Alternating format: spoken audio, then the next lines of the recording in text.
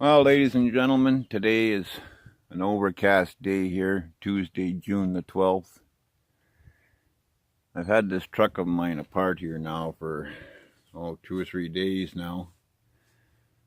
But it's just been really struggling trying to get it done here because it's just been, for the last several months, it's been just a struggle to get through every day. Never mind a problem like this. And I just redid all the brakes on this truck a year and a half ago. I did all new rotors, all new brake pads, all new calipers, all new flex hoses in the front, all new brake shoes and brake drums in the back. And I guess a mistake I made, I went with the cheaper ABS pads with this here. And I do a lot of heavy towing with big bales of hay, machinery and stuff like that. And you know, that's the inside pad. It's like it's almost like the glue let go and spit the pad out. This is the outer pad. Look at how much is on there yet. Because I didn't even get a warning from this warning clip that rubs when it gets down low. Like you can see, there's a long ways to go there yet. I didn't get no warning or nothing. All I got was I stepped on the brakes one day and she just started to friggin' grind. This is the inner pad, or the outer pad, and there's the inner pad, what's left of it. And this is the rotor. It's okay on this side. You can see it's rusty because it's been sitting off the truck here for the last 3 days. And look at the inside, it's just gouged all to hell. Just mutilated. That's $69 for that rotor. So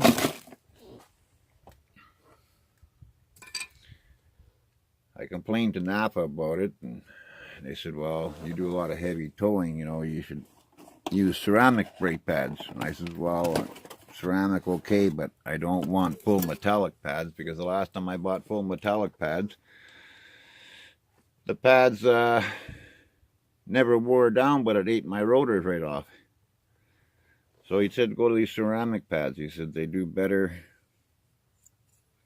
for braking under heavy load conditions. You see they're tapered off more at the ends and stuff too, so they participate the heat more. So we're going to give these a try and hope the heck it doesn't happen again in a year and a half. Because, I put a lot of money into this truck a year and a half ago on brakes. Like I said, I did everything. The calipers, new calipers, everything. Brake lines, the whole 9 yards.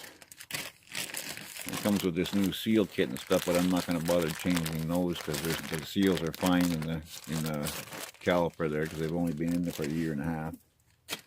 Like normally a set of brakes lasts me freaking 5 or 6 years. And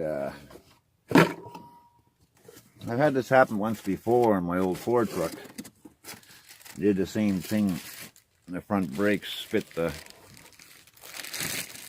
shoe right off the steel housing, and took out the brand new rotor that I'd put on not very long before. And so we got a nice new rotor here. $64 or $69, I think it was. Yeah. And the shoes, the pads were $44, I think, for them ceramic. So I don't know. A little hard to do with one hand. No, I've been trying to get this done for the last 3 or 4 days, but the just haven't been feeling good. It's just like I got no energy, no ambition. It's been a struggle just to get through everyday life and do stuff. And it's like I go and do something for 10 minutes, and it's like I got to go sit down before I feel like I'm going to pass out.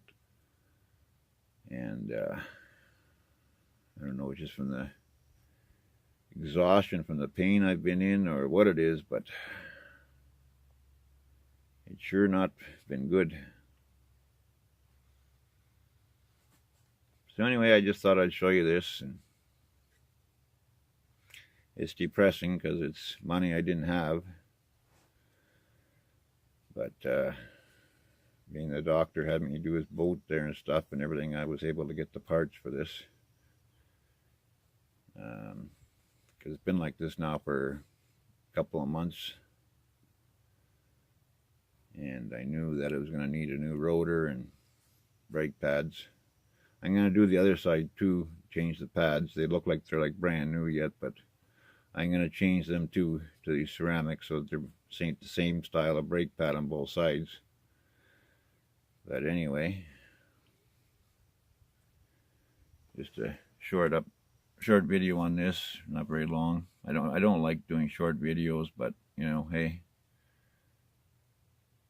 figured I'd just show you this one here, and short and sweet and to the point, and gonna put it back together and hope for the best. Okay guys, later.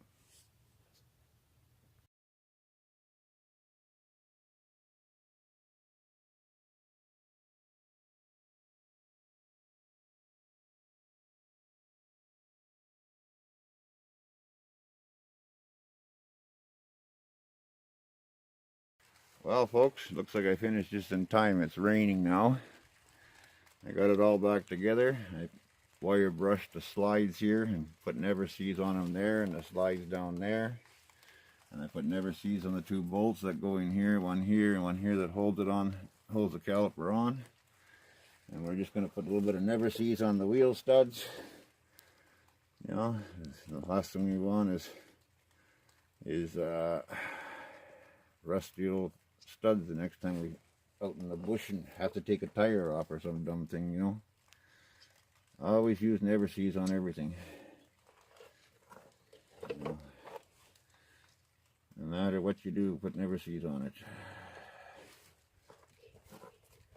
And I sprayed some penetrating oil on the bleeder screw there so that it never seizes up. And we'll put a little bit of never sees on this axle nut here, just to keep water from going in there and rusting that up more in case we ever have to change a CV joint on this four-wheel drive.